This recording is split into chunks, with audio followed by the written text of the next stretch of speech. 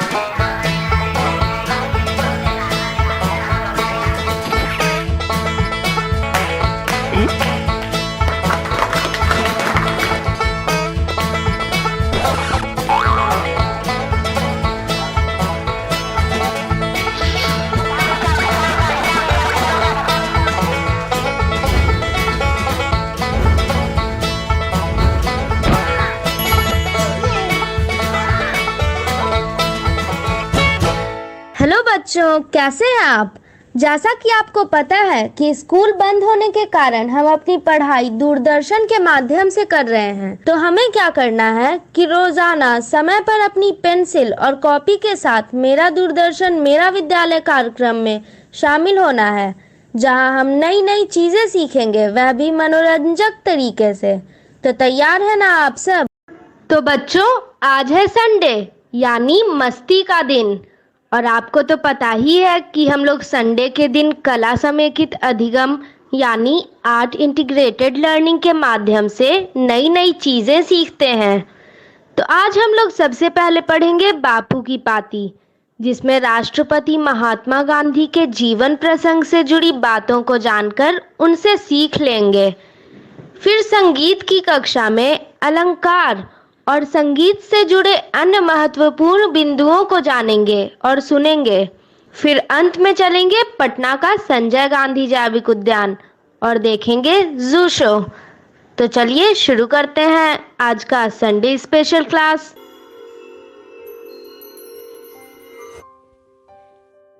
बापू की कहानी, जिसमें हम बात करेंगे महात्मा गांधी के जीवन के बारे में। पिछली बार हमने ये जाना कि दक्षिण अफ्रीका में अपने प्रयासों से मोहनदास को वकालत में सफलता मिलने लगी थी। उनकी झिझक खुलने लगी और उनका जीवन अब सामाजिक बनने लगा था। उन्होंने नेटाल इंडियन कांग्रेस का गठन किया था। मजदूरों के हक के लिए वो आगे आए थे और अब उनकी कांग्रेस में तरह तरह के हिंदुस्तानी लोग भी शामिल होने लगे थे। इन सब में मोहनदास को अपना परिवार छोड़कर आए हुए 3 साल गुजर गए थे। वे 6 महीने के लिए स्वदेश रवाना हुए। भारत आकर उन्होंने दक्षिण अफ्रीका के अनुभव पर लिखना शुरू किया, लोगों को बताना शुरू किया। फिरोज शाह मेहता और लोकमान्य बाल गंगाधर तिलक जैसे बड़े नेताओं से उन्हें प्यार मिला, मदद मिली। और इसी यात्रा में मोहनदास मिले गोपाल कृष्ण गोखले से। आगे जाकर गोखले उनके राजनीतिक गुरु बन गए। इन सब के साथ मोहनदास अपने बीमार बहनोई की सेवा भी कर रहे थे और राजकोट में प्लेग की महामारी से बचने के लिए सफाई का इंतजाम भी। परिवार के साथ मोहनदास जब वापस दक्षिण अफ्रीका पहुंचे, तब 23 दिनों तक यात्रियों को जहाज से उतरने नहीं दिया गया। दक्षिण अफ्रीकी सरकार चाहती थी कि मोहनदास वापस भारत चले जाएं। मोहनदास के जो लेख भारत के अखबारों में छपे थे, उनके बारे में बढ़ा चढ़ाकर दक्षिण अफ्रीका में बताया गया था। यहाँ के बहुत से गोरे मोहनदास से गुस्सा थे। जहाज से उतरने पर मोहनदास पर गोरे लोगों की भीड़ ने हमला कर दिया। अगर कुछ दूसरे गोरे लोग बीच में ना पड़ते तो शायद वो उन्हें मार ही डालते। जब अखबारों में इसके बारे में छपा और यह भी कि मोहनदास ने हमलावरों के खिलाफ शिकायत नहीं की, तो उनके लिए सहानुभूति बढ़ने लगी। अखबारों ने उन पर लेख छापने शुरू कर दिए। 6 साल तक यह आंदोलन बिना किसी पक्के कोष के चला। चंदे से सभी काम होते थे। हिंदुस्तानी लोग दिल खोलकर धन का योगदान करते थे और साथ जुड़कर धरना प्रदर्शन भी करते थे। मोहनदास बार बार इस बात पर जोर देते थे कि विरोध गोरे लोगों का नहीं, केवल अन्याय का करना है। वे बार बार अपने सहयोगियों से कहते थे कि अन्याय और हिंसा का जवाब न्याय और अहिंसक ही होना चाहिए। सत्याग्रह आंदोलन के दौरान 9 बार सरकार ने मोहनदास को जेल में डाला। वे छूटते ही फिर सत्याग्रह में लग जाते। बाद में कस्तूरबा भी जेल गई। मोहनदास इंडियन ओपिनियन नाम का एक अखबार निकालने लगे। वकालत भी ठीक चलने लग गई थी, कमाई भी अच्छी थी, लेकिन उनका रहन सहन और सादा बन गया था। गरीब और मजदूर लोगों के लिए काम करते हुए वे उनके जैसे ही रहने लग गए थे। सन 1904 में गांधी परिवार ने अपना घर छोड़ दिया और अब वो अपने साथियों के साथ एक बस्ती में रहने लगे। इनमें हरमन कैलेनबैग भी थे। वे एक रईस आर्किटेक्ट थे। आश्रम बनाने का पैसा उन्हीं ने दिया था। वे वहाँ अपने हाथ से काम भी करते थे। इनमें चार्ली एंड्रूज भी थे, एक ईसाई पादरी। गरीब लोगों की मदद करने की वजह से उनका नाम दीन बंधु पड़ गया था। विरोध करने का जो अहिंसक तरीका था, उसके लिए एक नया नाम चाहिए था। उनके भतीजे ने सुझाव दिया, सदाग्रह, और इसी को निखार कर गांधी जी ने एक नाम गढ़ा जो अमर हो गया, और वो था सत्याग्रह। एक और सख्त कानून अंग्रेज सरकार ने बनाया, जिसमें हर हिंदुस्तानी को जेल के किसी अपराधी की तरह अपनी उंगली की छाप देना अनिवार्य था, और जिसकी वजह से हर हिंदुस्तानी शादी की कोई मान्यता नहीं थी। गांधी जी ने कस्तूरबाई को आंदोलन में आने के लिए उकसाया। उन्होंने कहा कि इस कानून के हिसाब से तुम मेरी पत्नी भी नहीं हो। और इसी कानून के विरोध में सन 1913 में एक महान कूच निकला और उसमें 2000 से ज्यादा पुरुष और महिलाओं और बच्चों ने भाग लिया। जब सत्याग्रहियों ने जेल भर दिए, तब अंग्रेज सरकार ने हार मानी। गलत कानून वापस लिया गया। जेल से छूटे तो गांधी जी भारत लौटने की तैयारी में लग गए। आज के लिए इतना ही। अगली बार हम देखेंगे कि जब बापू वापस लौटकर भारत आए तो उन्होंने अंग्रेजों का सामना किस तरह किया। नमस्ते बच्चों, स्वागत है आपका। आज हम स्वागत गीत से शुरुआत करेंगे। हम लोग गीत सुनते हैं, स्वागत गीत। आज हम लोग इसी को सीखेंगे।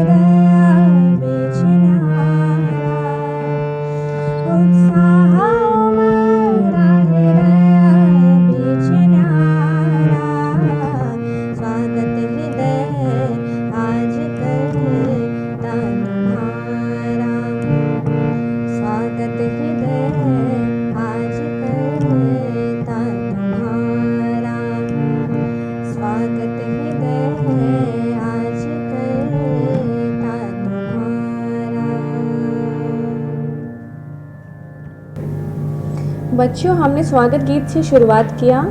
अब हम इसका अभ्यास करेंगे। आप लोग इसे साथ में दोहराइए। शुरू करते हैं।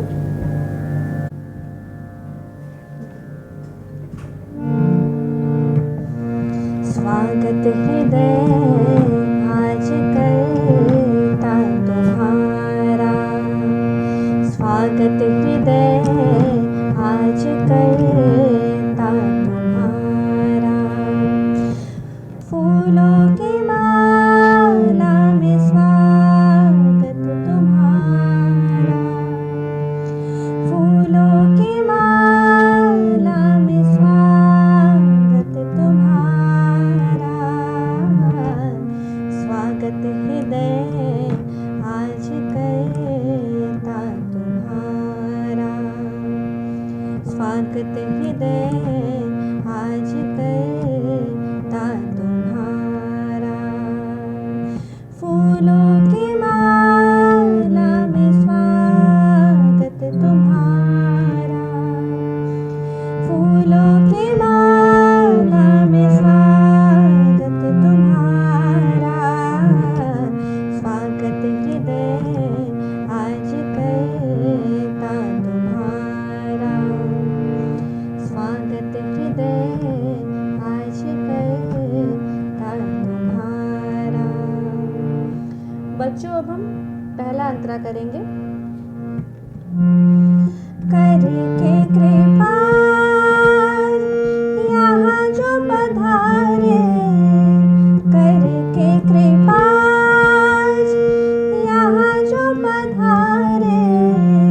उत्साह उमरा हृदय बीच न्यारा, उत्साह उमरा हृदय बीच न्यारा। स्वागत हृदय आज करता तुम्हारा, स्वागत हृदय आज करता तुम्हारा। अब दूसरा अंतरा। पटना की भूमि हर्षित है पुलकित, पटना की भूमि हर्षित है पुलकित। पावन धरती पे स्वागत तुम्हारा, पावन धरती पे स्वागत तुम्हारा। स्वागत हृदय आज करता तुम्हारा, स्वागत हृदय आज करता तुम्हारा। अब तीसरा अंतरा बच्चों। हम हैं कलाकार, कला ही है पूजा। हम हैं कलाकार, कला ही है पूजा। उत्साह उमरा हृदय बीच न्यारा, उत्साह उमरा हृदय बीच न्यारा। स्वागत हृदय आज करता तुम्हारा, स्वागत हृदय आज करता तुम्हारा। फूलों की माला में स्वागत तुम्हारा, फूलों की माला में स्वागत तुम्हारा। स्वागत हृदय आज करता तुम्हारा, स्वागत हृदय आज करता तुम्हारा। स्वागत हृदय आज करता तुम्हारा। तो बच्चों, आप सभी ने साथ में दोहराया होगा, मैं उम्मीद करती हूँ। अब इस गीत का हम लोग सुन के फिर से दोबारा अभ्यास करते रहेंगे। तो बच्चों, पहले हमने गीत के बारे में जाना था, परिभाषाएं जानी थी गीत की।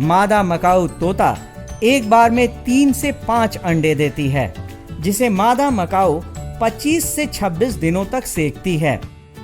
जन्म के 2.5 से 3 सालों के बाद मकाऊ तोता प्रजनन योग्य हो जाता है। ये लॉन्ग बिग्ड और लॉन्ग टेल वाले पैरट्स होते हैं। ये एक्जोटिक्स हैं, इंडिया में ये नहीं पाए जाते हैं। इनका distribution mainly north America, south America और जो अमेजन इत्यादि के फॉरेस्ट हैं उसमें पाए जाते हैं। इसके अतिरिक्त ये कुछ समारना में भी इनके डिस्ट्रीब्यूशन हैं। बहुत से वेरिएंट हैं मकाऊ के, उनमें कुछ स्पीसीज का मैं नाम बताना चाहूँगा। जैसे स्पिक्स मकाऊ हैं, blue and red macaw, then blue and yellow macaw, military macaw, Illiger macaw. ये मेन मकाऊज की अलग अलग वेराइटीज़ हैं। जो इसके अलावा बहुत सारे हाइब्रिड्स भी हैं जो डेवलप किए जाते हैं। इन्हें कंपेनियन बर्ड्स भी कहा जाता है। लोग इसे एज ए पेट बहुत सारा घरों में रखना पसंद करते हैं। खाने में इन्हें नट्स हैं, फ्रूट्स इत्यादि के अतिरिक्त वेजिटेबल्स और सीरियल्स, कोर्स ग्रेन इत्यादि ये खाना ज़्यादा पसंद करते हैं। मकाऊ का जो IUCN स्टेटस है वो लिस्ट कंसर्न से इंडेंजर्ड तक है। अब हम जिस पक्षी के बारे में बात करेंगे वे दुनिया का सबसे बड़ा उड़ने वाला पक्षियों में से एक है। हम बात कर रहे हैं सारस पक्षी के बारे में। इन्हें दलदली जमीन, बाढ़ वाले क्षेत्र, तालाब, झील और खेतों के आसपास रहना पसंद है। ये सामान्यतः अपना घोंसला भी तालाब के आसपास ही बनाते हैं। सारस पक्षी मुख्यतः जोड़ों में ही रहना पसंद करते हैं। प्रजनन के वक्त ये जोड़ा बनाते हैं और पूरी जिंदगी ये जोड़ा एक दूसरे के साथ बिताते हैं। ये सर्वभक्षी होते हैं, लेकिन ज्यादातर इन्हें शाकाहारी खाना ही पसंद है। ये कंदमूल, बीज और अनाज खाते हैं। कभी कभी ये छोटे जीवों को भी खाते हैं। एक स्वस्थ सारस क्रेन पक्षी का वजन 6 से 12 किलोग्राम तक होता है। इनका प्रजनन काल जुलाई से दिसंबर के बीच होता है। एक बार में एक मादा सारस क्रेन 2 अंडे देती है, जिसे वो 34 दिनों तक सेकती है। जन्म के 5 से 6 सालों के बाद सारस क्रेन पक्षी प्रजनन योग्य हो जाते हैं। ये उत्तर प्रदेश का राजकीय पक्षी भी है। सारस जो शब्द आया है संस्कृत वर्ड से, संस्कृत से सारस का नाम लिख हुआ है। सारसा, सारसा संस्कृत का शब्द है जिसकी वजह से सारस का नामकरण हुआ है। सारस पक्षी जो है हमारे भारतीय समाज में प्रणय का एक बहुत बड़ा प्रतीक है, जिसे बोल सकते हैं वैवाहिक निष्ठा का एक प्रतीक है। सारस जो है प्रायः जोड़े में पाए जाते हैं और सारस को पहचानना बहुत आसान है, क्योंकि काफ़ी लंबे साइज के होते हैं, लगभग 5-5.5 फुट हाइट के होते हैं। इनका जो सर होता है लाल रंग का होता है और शरीर पूरा भूरे रंग का होता है। सारस क्रेन का एक बहुत अधिक प्रचलित है कि ये नर और मादा दोनों जो हैं एक साथ नृत्य करते हैं, उसके बाद प्रजनन करते हैं। सारस मुख्य रूप से 2 अंडे देते हैं और 2 अंडे के जो बीच में समय जो होता है 48 घंटे के अंतर में ये 2 अंडे देते हैं। मुख्य रूप से इनका जो आहार होता है, ये छोटे छोटे मछली खाना पसंद करते हैं, इंसेक्ट्स खाना पसंद करते हैं, छिपकली खाना पसंद करते हैं और कीड़े मकोड़े, ये मोलस्क खाना पसंद करते हैं। सारस जो है यहाँ पे उनका रख रखाव पे हम लोग पानी की व्यवस्था करते हैं और उनके आहार के रूप में छोटी मछलियाँ प्रदान की जाती है। सारस पक्षी जो है हमारे बिहार राज्य में उत्तर प्रदेश से सटे सीमावर्ती क्षेत्रों में पाए जाते हैं। जहाँ पे पानी हो, झील जैसी स्थिति हो, वहाँ पे ये पाए जाते हैं। खास करके वाल्मीकि टाइगर रिजर्व में भी सारस पाए जा रहे हैं। हमारे आसपास न जाने कितने प्रकार के पक्षी रहते हैं। इन रंग बिरंगी पक्षियों को देखना हमें हमेशा अच्छा लगता है। संजय गांधी जैविक उद्यान में मौजूद ये मकाऊ तोता अपने रंग बिरंगे पंखों के कारण और सारस क्रेन अपने आकार और सुराही जैसे गर्दन के कारण बेहद आकर्षक लगते हैं। वैसे तो ये पक्षी बच्चों के बीच काफी लोकप्रिय हैं, लेकिन यहाँ आने वाले हर उम्र के दर्शक इन्हें पसंद करते हैं।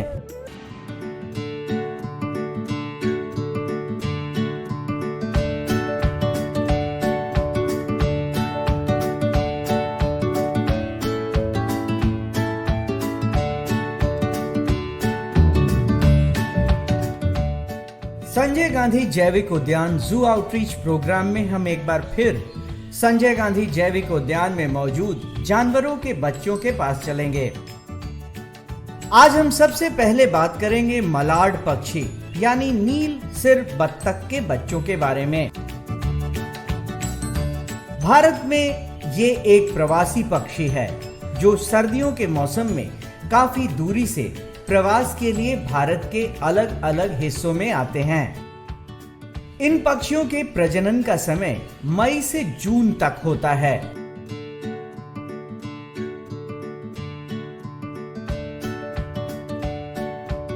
मादा मलाड एक बार में लगभग 8 से 12 अंडे देती है। इनके अंडों की लंबाई 2 इंच से 2.5 इंच तक होता है, जबकि इनके अंडों की चौड़ाई 1.3 इंच से 1.8 इंच तक होता है। अंडों को सेकने का काम मादा मलाड करती है। 25 से 30 दिनों तक सेकने के बाद अंडों में से चूजे बाहर निकलते हैं।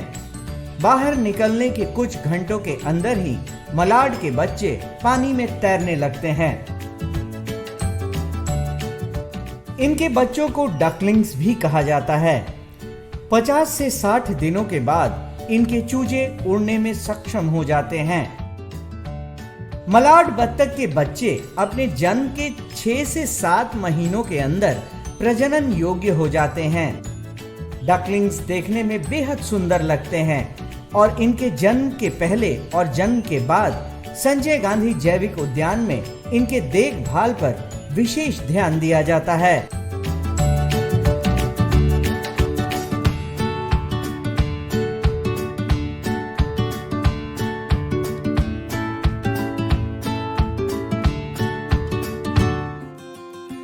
मलाड बत्तख के बाद हम बात करेंगे एमू पक्षी के बच्चों के बारे में। संजय गांधी जैविक उद्यान में अभी 2 एमू के बच्चे हैं जो बेहद तेज और फुर्तीले हैं। इनका प्रजनन यही संजय गांधी जैविक उद्यान में ही हुआ है। इनका प्रजनन काल जनवरी से मार्च तक होता है। ये सामान्य तौर पर अपने जन्म के 1.5 साल से 3 साल के अंदर प्रजनन योग्य हो जाते हैं। एक बार में एक मादा एमू 9 से 20 अंडे देती है। नर और मादा एमू में अंडा सेने का काम नर एमू करता है और चूजे 56 दिनों में अंडे से बाहर आते हैं। अंडों से चूजों के बाहर आने के बाद 18 महीने तक ये अपने पिता यानी नर एमू के साथ रहते हैं। इस दौरान नर एमू अपने बच्चे को भोजन खोजने के तरीके बताते हैं। एक स्वस्थ एमू का जीवन काल 10 साल का होता है। इनके अंडे का वजन 700 से 900 ग्राम तक होता है और रंग गहरा हरा होता है। दुनिया का दूसरा सबसे बड़ा पक्षी एमू जन्म के समय लगभग 6 इंच लंबे होते हैं। जब हम बर्ड्स की बात करते हैं तो इनक्लोजर में ऐसा कभी कभी होता है कि अगर कोई पेस्ट है बाहर से, जैसे मंगूज हो गया या रैट्स हैं, वो अगर इनक्लोजर में प्रवेश कर जा रहे हैं तो वो एग्स को डैमेज कर देते हैं। तो या दूसरे बर्ड्स हैं जो अगर जहाँ मिक्सिंग है स्पीसीज की तो वो भी अंडे को फोड़ देते हैं। तो उसके लिए कभी कभी हम लोग उसको इनक्यूबेशन के लिए इनक्यूबेटर में भी रखते हैं, आर्टिफिशियली उनको सेते हैं, या दूसरे तरह के जो हेन को भी इसमें यूज में लाया जाता है जो इसके दूसरे के बर्ड्स के अंडे को सेती हैं। तो इसके थ्रू भी हम लोग अलग अलग इससे काफ़ी सफलतापूर्वक एग हैचिंग कर रहे हैं। और last year Malad, golden pheasant, silver pheasant इत्यादि में काफ़ी बढ़िया इनक्यूबेशन के बाद काफ़ी अच्छा रिजल्ट आया है। और हम लोग इस बार फर्स्ट टाइम घड़ियाल में भी एक ट्राई कर रहे हैं कि इनक्यूबेट उनको नेस्ट से निकाल कर किया जाए, और अभी होपफुली हम लोग लगता है कि उसमें भी सफल होंगे। अब हम चलेंगे हाइना यानी लकड़बग्घे के बच्चों के पास। संजय गांधी जैविक उद्यान में अभी 3 लकड़बग्घे के बच्चे हैं जो बेहद चंचल और चालाक हैं। इन्हें आपस में खेलते हुए देखना काफी अच्छा लगता है। लकड़बग्घा अपने जन्म के 2 से 3 साल बाद बच्चे पैदा करने योग्य हो जाते हैं। मादा लकड़बग्घा लगभग 90 से 92 दिनों के गर्भावस्था के बाद एक बार में 2 से 4 शावक पैदा करती है। जन्म के समय शावक का वजन 300 से 400 ग्राम तक होता है। अपने जन्म के 1 से 1.5 महीने बाद ये जमीन पर चलने में सक्षम हो जाते हैं। इनका जीवन काल 25 से 30 सालों का होता है। संजय गांधी जैविक उद्यान में आने वाले दर्शक इन जानवर के बच्चों को यहाँ देखकर बेहद खुश होते हैं। खासकर आने वाले बच्चों के बीच ये काफी लोकप्रिय हैं। संजय गांधी जैविक उद्यान जू आउटरीच प्रोग्राम में आज हम जिस पक्षी के बारे में बात करेंगे वो हिमालयन ग्रिफिन है, जिसे लोग बड़ा गिद्ध भी कहते हैं। ये एक बड़े आकार का फीके पीले रंग का गिद्ध होता है जो सारे हिमालयी क्षेत्र में पाए जाते हैं। हिमालय में ये भारत के अलावा काबुल से भूटान, तुर्किस्तान और तिब्बत तक में पाए जाते हैं। हिमालयन ग्रिफिन एक अनूठा पीला सफेद गिद्ध है।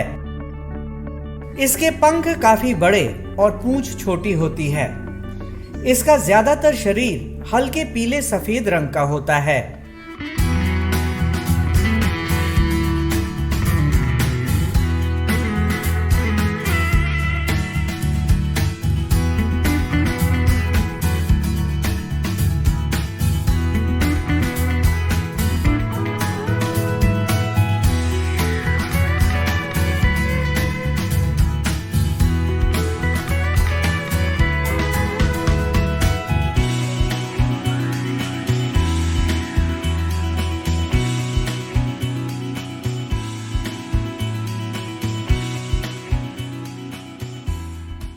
इन्हें हिमालय में 1200 से 5000 मीटर तक की ऊंचाई पर देखा जा सकता है। इसमें नर और मादा दोनों एक जैसे ही दिखते हैं। ये गिद्ध दिन के समय सक्रिय होते हैं। इस दौरान ये आसमान में काफी ऊंचाई पर उड़ते हुए मरे जानवर को देखकर एक समूह में उसे खाने के लिए आते हैं। इनकी दृष्टि काफी तेज होती है और आसमान में काफी ऊंचाई से मरे हुए जानवरों को देख लेते हैं। नर व मादा मिलकर चूजों को पालते हैं। मादा एक ही अंडा देती है। गिद्ध की ये प्रजाति भी धीरे धीरे कम हो रही है। इसकी औसत आयु 20 से 35 वर्षों तक होती है और इनका गर्भकाल 58 दिनों का होता है। ये इसलिए भी इम्पोर्टेंट है क्योंकि इनको नेचुरल स्कैवेंजर कहा जाता है। ये स्कैवेंजिंग का काम करते हैं। जो भी कार्कासेस हैं या वाइल्ड में हो या लाइव स्टॉक के होते हैं उसको ये स्कैवेंजिंग करके खाते हैं, जिसके कारण नेचर हमेशा क्लीन बना रहता है। काफ़ी बड़े होते हैं, लगभग इनका जो हाइट होता है वो 3.5 फीट तक पहुंच जाता है। ये लगातार नहीं उड़ सकते हैं लेकिन ये काफ़ी ऊंचाई तक उड़ते हैं। जो इनका मैक्सिमम अल्टीट्यूड है जिस पे ये फ्लाई करते हैं, जो मिनिमम अल्टीट्यूड मतलब इससे ऊपर ही उड़ेंगे, ये लगभग 1200 मीटर है। इसके ऊपर ही ये ज़्यादा पाए जाते हैं। ये फरवरी मार्च में एग लेइंग प्रारंभ करते हैं और जो इनका क्लच साइज है ये 1 से 2 तक का ही होता है, काफ़ी छोटा होता है और उसे एक बच्चा निकलता है जो नेस्टिंग करते हैं। इनके पेरेंट्स काफ़ी अच्छे से नेस्टिंग करवाते हैं। उसके बाद ये लगभग 5 से 6 महीना रहने के बाद वो उनसे सेपरेट हो जाते हैं। पटना जू में इन्हें चिकन दिया जाता है खाने में और ये लगभग 1.5 kg चिकन एक वल्चर को दिया जाता है। और जो इनका मॉर्फोलॉजी है, जो इनका फिजिकल फीचर्स हैं, उसमें जो पिकुलरिटी है, उनके लेग के पास में हेयर का टफ्ट पाया जाता है और गर्दन के पास भी वाइट कलर का एक पैच होता है। हिमालयन ग्रिफन का जो IUCN स्टेटस है वो नियरली थ्रेटेंड है और इनके पॉपुलेशन में उतना ज़्यादा डिक्लाइन नहीं आया है जो और वल्चर्स में आया है। और जो स्टडीज़ है, साइंटिफिक स्टडीज़, उसके थ्रू ये पता चला है कि जो भी वल्चर में रिसेंट डिक्लाइन पॉपुलेशन में हुआ है उसका मेन रीज़न है जो एनिमल कार्कासेस हैं, जो लाइव स्टॉक के कार्कासेस हैं, उसमें पाया जाने वाला एक केमिकल डिक्लोफेनाक जो as a pain killer use किया जाता है और मरने के बाद भी उनके बॉडी में इसका रेसिड्यूज पाया जाता है और इसे कंजम्पशन के बाद वल्चर जो इसे खाते हैं तो उनके बॉडी में चला जाता है और धीरे धीरे एग ले करते हैं। उसका सेल काफ़ी कमज़ोर होता है, उससे प्री मैच्योर हैचिंग हो जाता है बर्ड्स का और उनका डेथ होने लगता है। और प्रोलॉन्ग्ड डिक्लोफिनेक को खाने से वल्चर्स हैं उनके लीवर और अनवाइटल ऑर्गन्स में भी डिजेनरेशन होता है, जिसके कारण उनका समय से पहले डेथ हो जाता है। गिद्ध के बाद हम जिस चिड़िया के बारे में बात करेंगे वो चील यानी काइट है। ये बेहद चतुर और फुर्तीले होते हैं। इनके शरीर के ऊपरी हिस्से का रंग भूरा और आंख के पीछे एक काला धब्बा और बाहर का पंख हल्के काले रंग का होता है।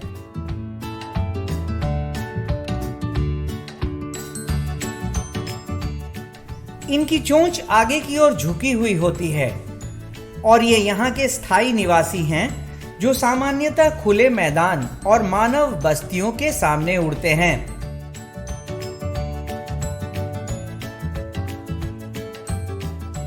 ये शिकारी पक्षी होते हैं जो ऊपर से ही अपने भोजन की तलाश करते हैं और जब इन्हें अपना भोजन दिख जाता है तो बहुत तेजी से उस पर झपट्टा मारकर लेकर उड़ जाते हैं। ये सर्वभक्षी होते हैं जो छोटे पक्षी, चूहे और मरे हुए जानवर खाना पसंद करते हैं।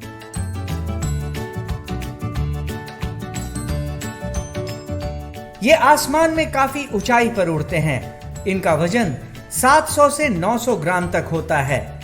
ये 2 साल के बाद प्रजनन योग्य हो जाते हैं और मादा चील 30 दिन के बाद एक बार में 1 से 30 अंडे देती है।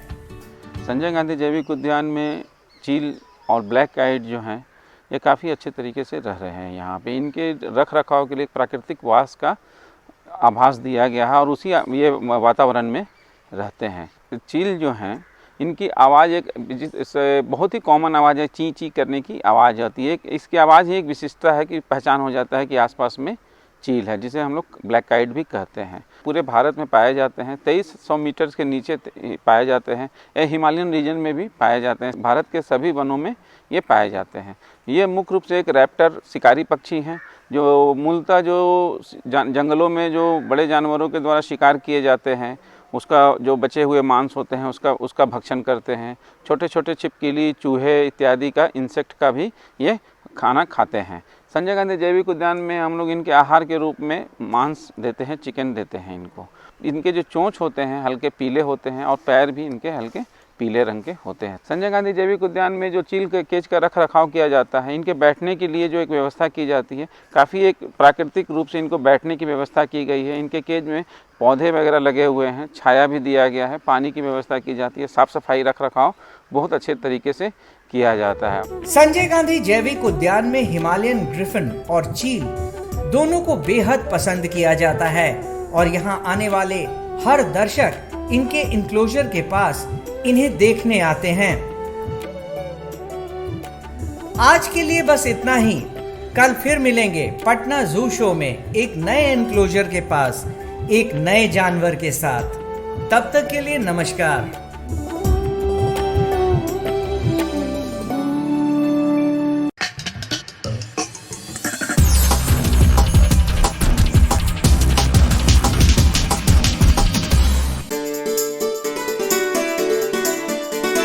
डर से नहीं तैयारी से आगे कदम बढ़ाना है। रुकी जिंदगी में चहल पहल वापस फिर से लाना है। धोकर हाथ पहन कर मास्क सुरक्षित जीवन चलाना है। सुरक्षित जीवन चलाना है।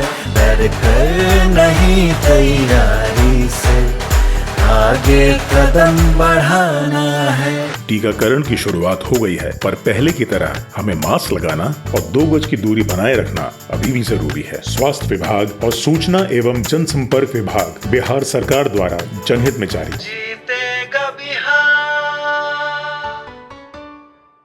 सरकार लाई है विद्यार्थियों के लिए डिजिटल लाइब्रेरी। बच्चों के उज्जवल भविष्य के लिए बिहार सरकार है सदा अग्रसर और तैयार। कक्षा 1 से कक्षा 12 तक की सभी पाठ्य पुस्तक पूरक सामग्री एवं वीडियो अब शिक्षा विभाग बिहार सरकार द्वारा विकसित पोर्टल पर है उपलब्ध। अध्ययन सामग्री देखने के लिए bepclots.bihar.gov.in पर विजिट करें अथवा एंड्रॉइड मोबाइल पर गूगल प्ले स्टोर से ई-लॉट्स ऐप डाउनलोड करें। शिक्षकों, अभिभावकों एवं बच्चों से अनुरोध है कि इस ई लाइब्रेरी का अधिक से अधिक लाभ उठाएं और अपनी पढ़ाई जारी रखें। आशा करती हूँ बच्चों, आज आपको बहुत मजा आया होगा और आपने इल्मों से बहुत कुछ सीखा भी होगा। तो मिलते हैं अगले एपिसोड में।